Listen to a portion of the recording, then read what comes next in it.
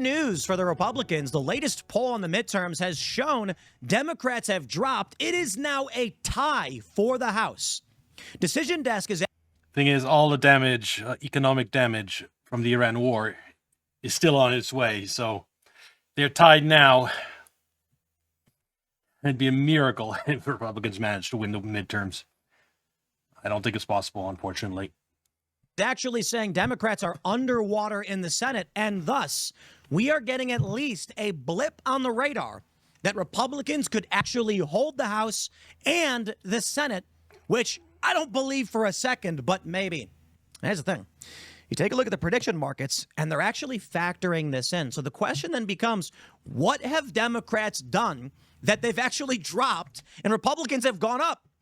I honestly have no idea. Maybe, okay, the one thing that I could understand is the ceasefire in the Middle East. There's been no active war for 3 weeks now? And maybe that's people thinking, oh, the war in Iran is over now. And that might be factoring in to why Republicans are now tied with Democrats. When you didn't have that active bombing going on, people calmed down a little bit. But I don't think it will last. Well, I don't think there's anything more to say. It's just the headline is interesting. And I've got a couple more stories like that to get through quickly where it's really just a headline that's really interesting. Speaking of things that are stupid and offensive, let's talk about this push. Another legislative push here. Really love the way our legislators are spending their time to provide certain benefits that are normally only available to U.S. service members to those who serve in the IDF. Like, I could not have imagined something that is so insane and so, as we said yesterday, like tailor-made. Yeah, providing benefits that are meant to be for U.S. servicemen to veterans of another country. It's just batshit insane. To make people resent Israel even more than they increasingly do. But let's go ahead and put this up on the screen from military.com. The emerging push to extend some U.S. benefits to IDF soldiers. A real policy push emerged in 2024 to extend certain legal protections to Americans who served in the IDF. In 2024, members of Congress introduced H.R. 8445, a bill that would have amended federal law to provide for the eligibility of U.S. citizens who serve in the Israeli Defense Forces for certain protections relating to such service. They go on to talk about how, under current law, these veterans' benefits are tied to service in the U.S. Armed Forces. Oh. Yes, that is the way it should be. Oh, okay. I'm not going. I just get annoyed if I watch more than this. I just need to point it out. A key advisor to Dr. Anthony Fauci has just been indicted by the DOJ for a cover-up involving the origins of COVID. This is a major update. Many of us, of course, I'm assuming many of you, are hoping that we get more indictments. Yes, there should be more indictments.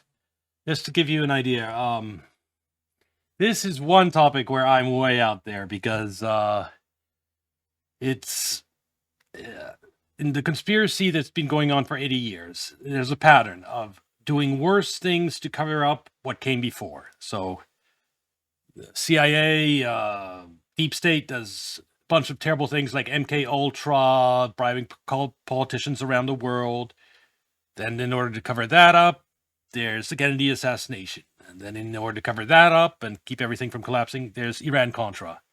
And cover that up, you have September 11th. And to cover that up, right at the perfect time to cause mail-in voting and rig the 2020 election, you have COVID released on the world. And we now know that there was a cover-up about COVID's origin. Dr. Fauci absolutely didn't want people to believe it came from a lab. Now, why would he want people to absolutely not believe it came from a lab?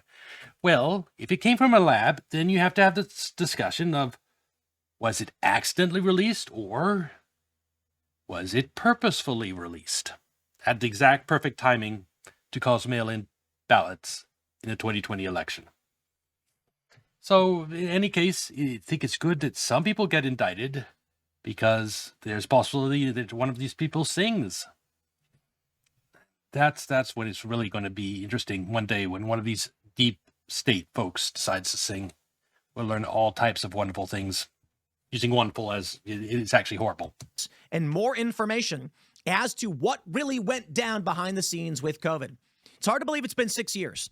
It wasn't just 6 years ago. It extended for years beyond this. But isn't it crazy to remember exactly how these things went down? Wearing 2 masks. You can't. You know what really blows my mind? I was talking about this recently. Why people believe the Trump assassination was staged, why no one trusts the government. For one, the anti-Trump people are going to say Trump's wrong no matter what. But I don't blame people for saying the government is lying and just not believing anymore. We were told during COVID that if you were standing up in a restaurant, you would be exposed to the virus. But if you were sitting down, it was totally fine. We were told a bunch of insane stuff during COVID. Anyway, the headline again is why I wanted to quickly show this video. And the last one, which I think is actually pretty damn important. All right, Alexander, we have new polling out from Germany, I believe from Bild, actually, that ran this poll, which shows that if there were elections taking place now, AfD would be the number one. AfD is Germany's anti-establishment party, basically. Anti-immigration. Party, it would win the elections with around 28% of the vote. CDU, CSU, Merz's coalition would be at around 24%. So these latest polling figures are going to freak out the globalist elite, no doubt about it. Which I take great pleasure in. We also have BlackRock Merz making some interesting statements as he was giving speeches in Germany. He was traveling around Germany giving speeches. It's funny. You have people that, because of their area of expertise, are constantly talking about the EU elites, the globalists. And yeah, it's basically one big conspiracy, one big group of cabal there. And you have people that are raging against the Zionist, Israel lobby, Netanyahu government and that group there.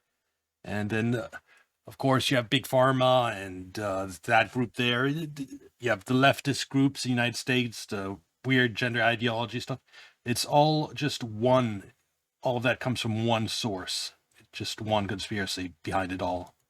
And Merz said that Iran is humiliating the United States. Trump is not going to be happy with those statements, but that's what Merz said. And then he talked about Project Ukraine and basically his view as to how to resolve Project Ukraine, which he has floated out in the past before, is that Ukraine agreed to cede some territory.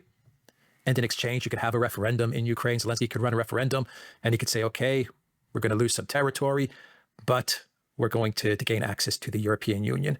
And even there, Merz said, yeah, we'll help Ukraine enter the European Union, but it will not be quick. It's not going to be in 2027. It's going to be a long process. But there's now no possibility of that because the EU is militarizing. And now Russia's primary concern with regard to Ukraine was it didn't want it part of NATO. It didn't want it part of this military alliance. Well, if EU is going to become a military alliance, it can't allow Ukraine to become part of the EU. And so now Russia is not going to allow any end to this that lets Ukraine into the EU. Ukraine's EU membership, that possibility is finished. At least this is something that we could sell to the Ukrainian people in a referendum, should we get to that point where there could be some sort of a resolution to Project Ukraine. Your thoughts on Merz, who's been very active the past couple of weeks? I think before we turn to Merz, let's talk about the AfD and how it's doing, because what Merz is saying is largely a response to the rise and return and growth of the AfD. Now, I understand that this is the highest poll rating the AfD has so far achieved. It 28% is huge. Also needs to be understood that we have in September elections coming up in the state of Saxony-Anhalt, and there the AfD is polling 40%. So it's looking very, very bigger in some of the eastern regions. As we've discussed in recent programs, in Rheinland-Pfalz, in Baden-Württemberg, in the local regional elections that took place there, we can now start to see that the AfD is starting to break through in those places as well. These, of course, are part of the West German heartland. So the AfD continues to be extremely strong in Eastern Germany. In fact, the dominant party, I would say, in most of Eastern Germany now. And it is becoming a major presence and a major threat to the dominance, the historic dominance of the CDU on the right. Now, 28% is high, 24% for the CDU is disastrous. And we're talking about the party that has dominated German politics since the formation of the Bundesrepublik, the Federal Republic of Germany, following the end of the Second World War. I mean, that's the same pattern you've had in a lot of places. Like Japan, you had one party rule for like 4 decades. And coincidentally, that one party rule was basically did everything the United States deep state really wanted. It wasn't yeah. It's because these long established parties are basically just US puppets.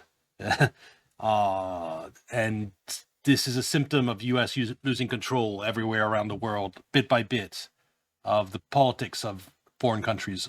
This is a catastrophic plunge for a party which routinely in national polls polled above 40%. So, we need to keep that history in context. But the real moment when the alarm bells are going to start ringing, when panic is going to start to take hold, is if the AfD breaks through the 30% barrier. It's very close now. If the AfD, in my opinion, it will happen, starts to poll over 30%, having been either the most popular or one of the 2 most popular German parties. Just to give you an idea of how insane this is, it wasn't just too long ago, like a year ago, where the other parties were considering or trying to ban the AfD, a party supported by 28% of the German people. They were trying to ban it. That's because they were so scared to have the establishment losing power for a very long time. Then we can start to take seriously the possibility that it might win a German. Do you really have a democracy if the ruling party, scared of this small uprising party that's threatening it, because it's okay, they're terrorists, they're extremists, because their policies are different from mine, so let's ban them. You don't have a democracy anymore at that point. A German federal election, and could emerge as the biggest party in the Bundestag. And not just the biggest party in the Bundestag, but a party which can claim that it has a right to be the first to attempt to form a government.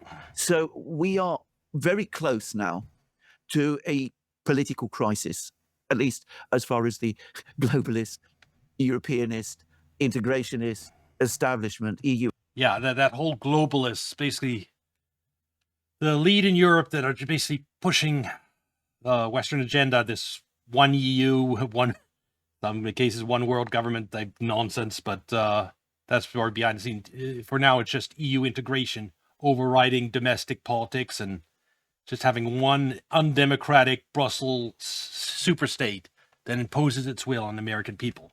That's what the United States and these elite in Europe want. EU establishment in Germany is concerned. And we can see again that there's all sorts of steps being taken to try to prevent the AfD from rising. For the moment, at least, the idea of an outright ban seems to have been put off. I think it was very real until just a few months ago. It's just they're now so popular that I don't think it's the possibility of banning them exists anymore. You can't ban a party that's 1 in 4, more than 1 in 4 German support. I think the legal obstacles remain very great to that. And of course, doing so now, I think it's understood that it might actually cause major conflict with much of German society. But they're trying to do other things. So they're changing the rules.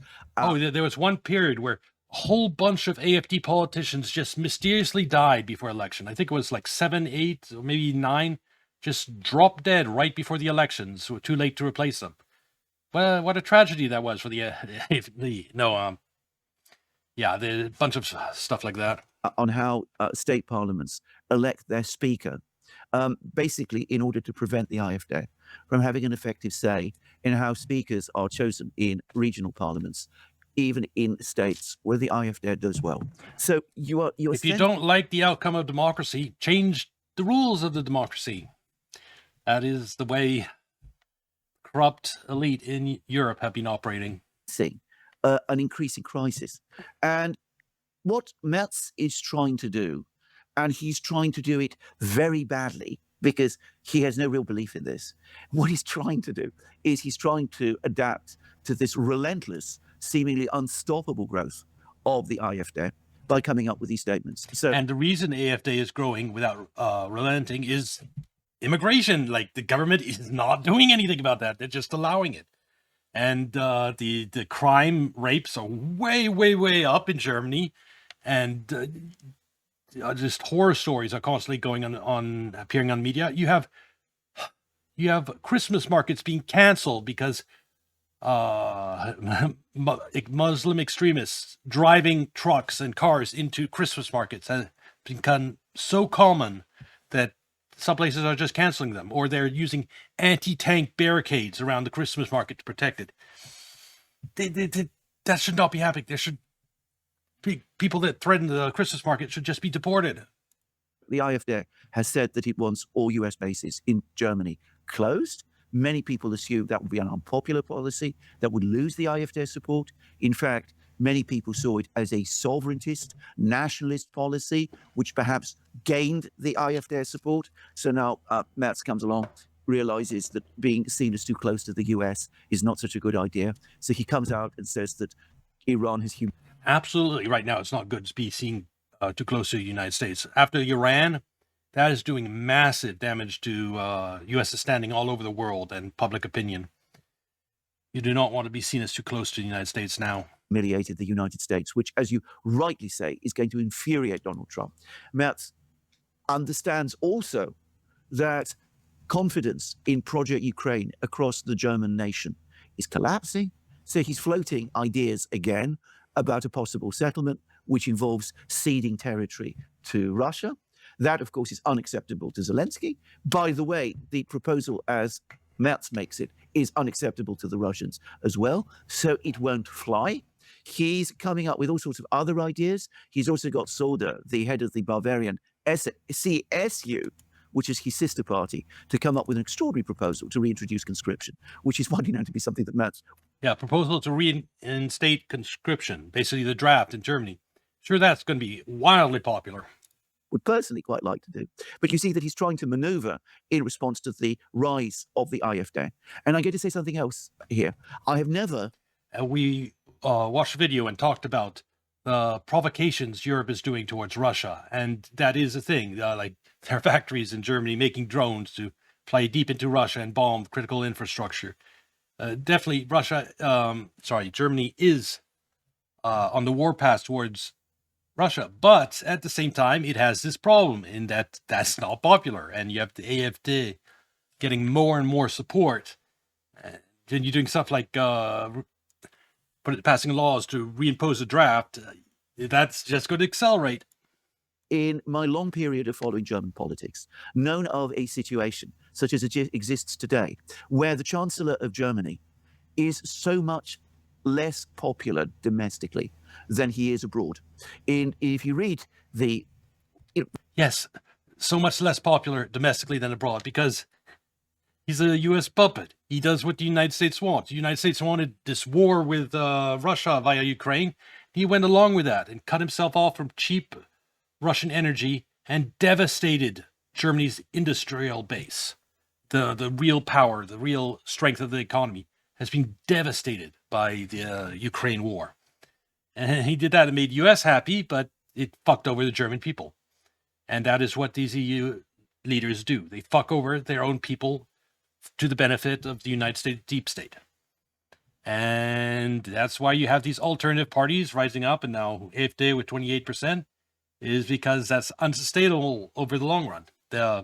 Our puppets are losing power over in Europe. globalist newspapers, the Financial Times, for example. Merz is the great hero of the hour. He's pushing forward German rearmament. He's changing the whole direction of Germany's economic policy. He's got this great plan for German reindustrialization. Whereas in Germany itself, his support is collapsing. None of these proposals from Merz, these ideas, I won't even call them proposals, these ideas from Merz have any real meaning or substance to them, right? I mean, no one takes them seriously. Merz talks about... It's floundering, just like Trump is floundering in Iran, just like the entire EU in general is floundering in Ukraine.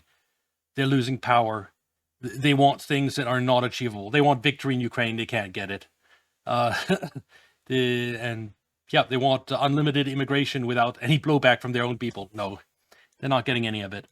about how Iran is now humiliating the United States, and no one expected Iran to fight so well and to engage in such good diplomacy. He said that, but it was Merz who supported Trump's attack on Iran. I mean, he went to the White House and he supported Trump and attacking Iran, and He supported something that is absolutely fucked over Europe and especially Germany. Next winter, in terms of natural gas prices, they're 4 times the cost of this winter. 4 times. That's what I predict, because they've cut themselves off from cheap Russian natural gas, cheap Gulf natural gas. I mean, you just heard, leader of Germany was behind and all on board with this Iran war. Oh God, he's an absolute idiot.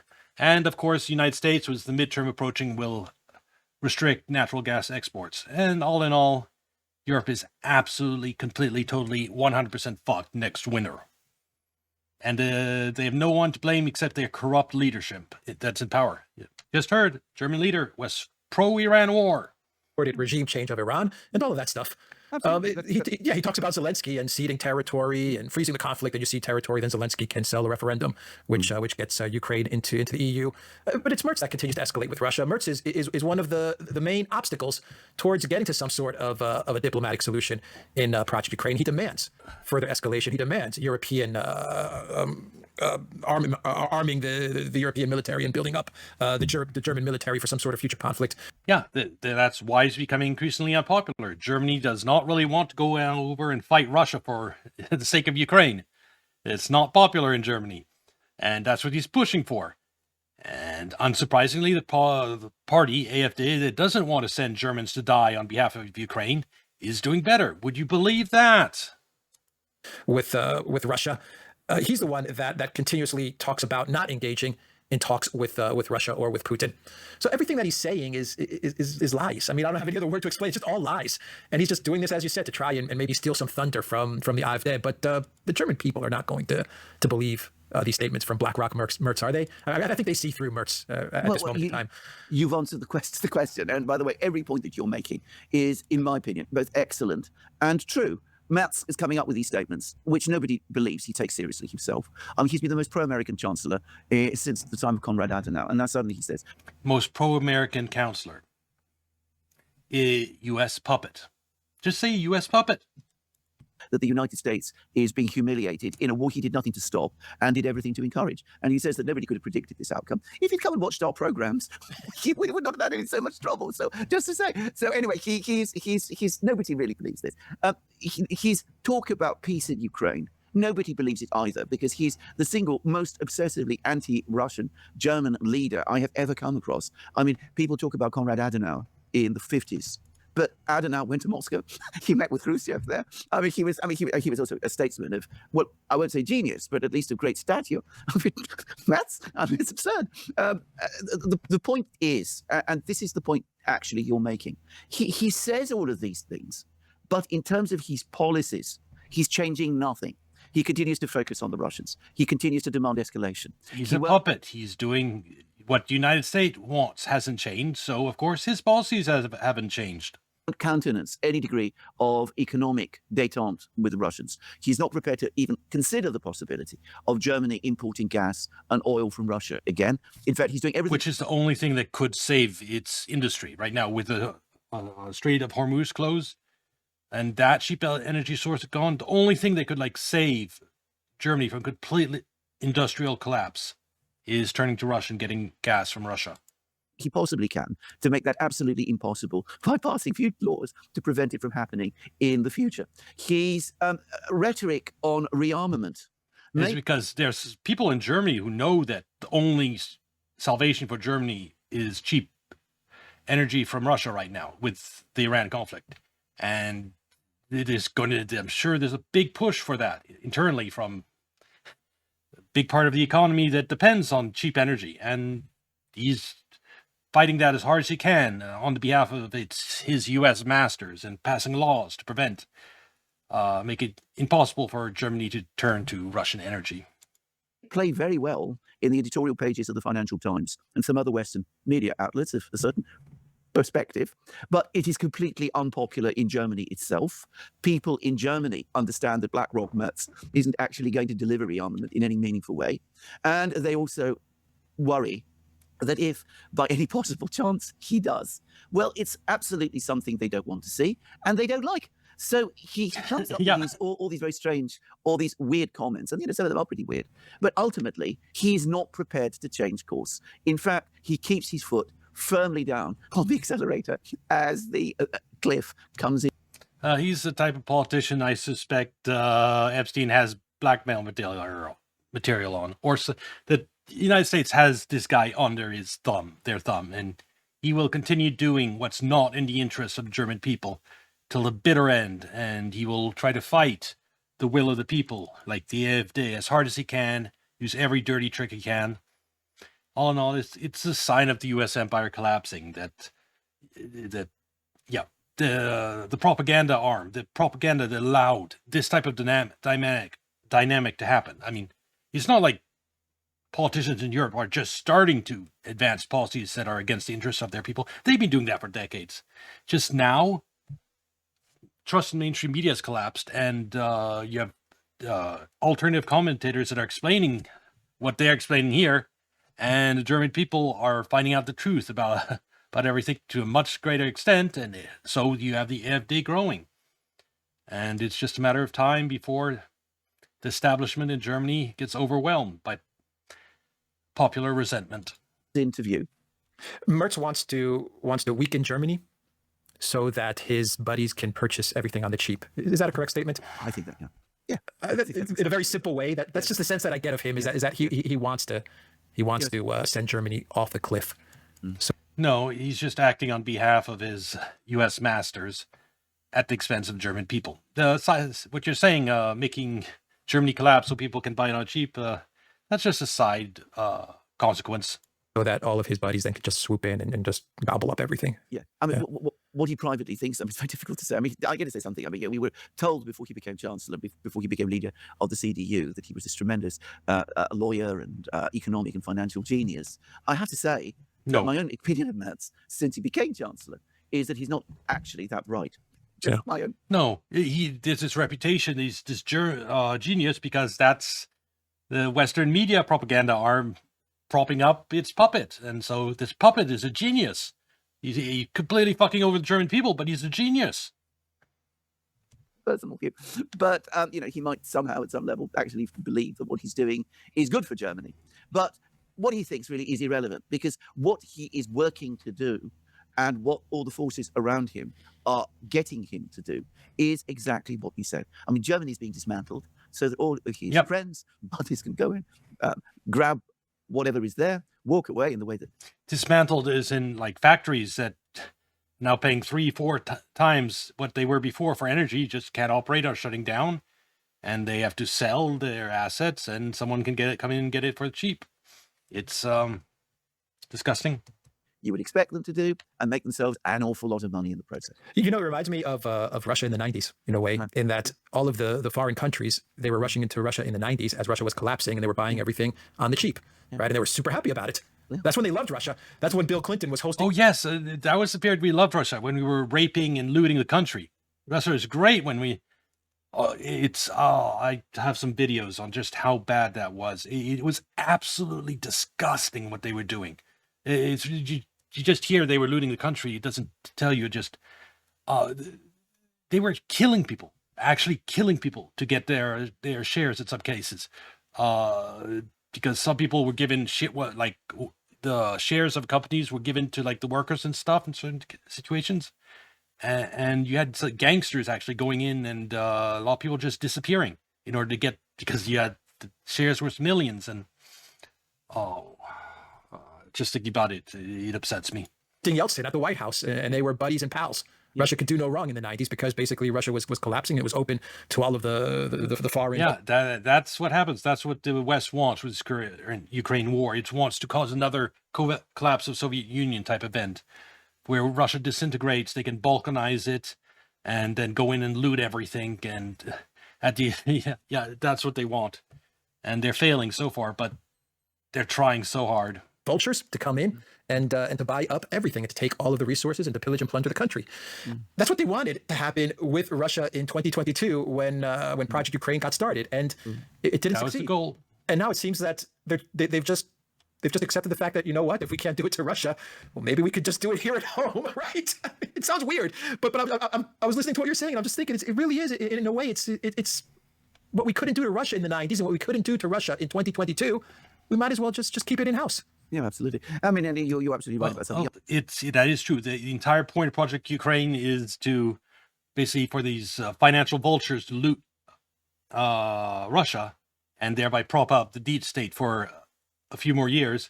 Well, why don't we just loot Germany instead now that we failed in doing it to Russia?